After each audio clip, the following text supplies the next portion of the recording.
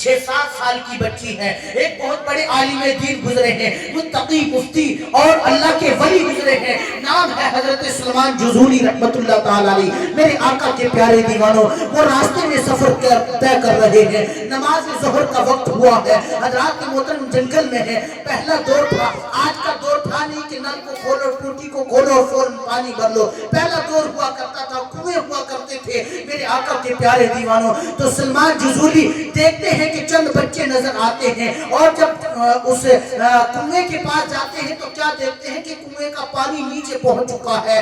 میری مائیں بہنیں غور سے سننا اس جملے کو. حضرات محترم, میرے آقا صلی اللہ تعالی علیہ وسلم کے پیارے دیوانوں, جب سلمان جزولی نے دیکھا کہ چند بچیاں کھیل رہی ہیں, حضرات محترم سلمان جزولی ایک بچی کو بلاتے ہیں جس کی عمر 6 یا 7 سال کی ہوگی. 6-7 سال کی ننھی شہزادی آتی ہے.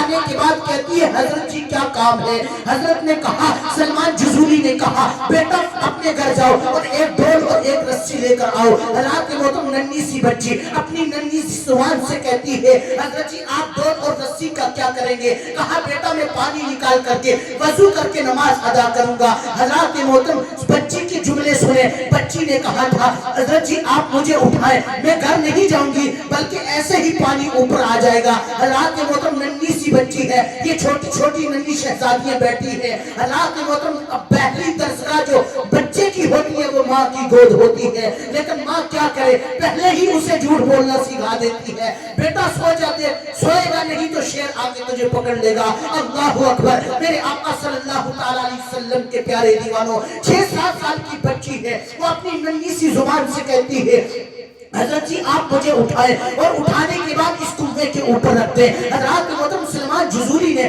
اس بچی کو اٹھایا ہے, اٹھانے کے بعد کنویں کے اوپر رکھا ہے. حضرات محترم اس بچی نے اپنا تھوک کنویں کے اندر ڈالا ہے. جو ہی تھوک ڈالا ہے پانی اوپر آ جاتا ہے. حضرت سلمان جزولی وضو کرتے ہیں, وضو کرنے کے بعد نماز ادا کرتے ہیں. نماز ادا کرنے کے بعد جب جانے لگتے ہیں, اس بچی کا ہاتھ تھام لیتے ہیں. اس بچی سے کہتے ہیں, اے بیٹا یہ تو بتا, میں اتنا بڑا عالم دین ہوں, میں متقی ہوں, میں پرہیزگار ہوں, تہجد گزار ہوں, میں نے خانہ کعبہ کا طواف کیا, روضہ رسول کی زیارت کی ہے, میں نے صفا مروا کی دوڑ لگائی ہے, میں نے جو ہے مینا کی صحیح کی ہے. اے بیٹا یہ تو بتا, میں اتنا بڑا عالم دین ہوں اور میں اللہ کا ولی بھی ہوں. اے بیٹا یہ بتا, تو ایسا کون سا کام کرتی ہے, ایسا کون سا تیرا کام ہے کہ جس کی وجہ سے اللہ تبارک و تعالیٰ نے تیرے تھوک کے اندر اتنی شفا رکھی ہے. حضرات محترم اس ننھی سی بچی نے جب اتنا سنا ہے, سننے کے بعد میرے آقا کے پیارے دیوانوں, وہ ننھی سی بچی کہتی ہے, حضرت جی میں نے مانا آپ نے نمازیں پڑھی ہوگی,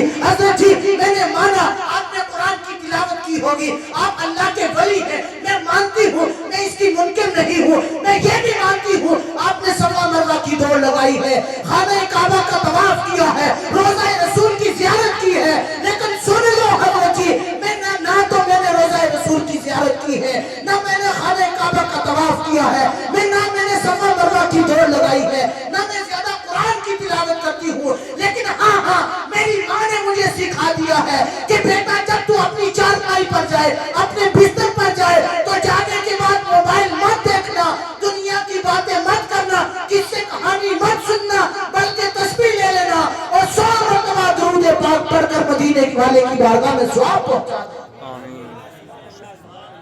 حضرت جی بس میرا یہی عمل ہے کہ میں اتنا کرتی ہوں کہ جب بستر پر پہنچتی ہوں تو 100 مرتبہ درود پاک پڑھ کر میں مدینے والے کی بارگاہ میں ثواب پہنچا دیتی ہوں. حضرات محترم, حضرت سلمان جزولی کہتے ہیں, جب میں نے اس بچی سے اتنا سنا ہے تو اسی وقت میں نے درود پاک کے اوپر ایک کتاب لکھی.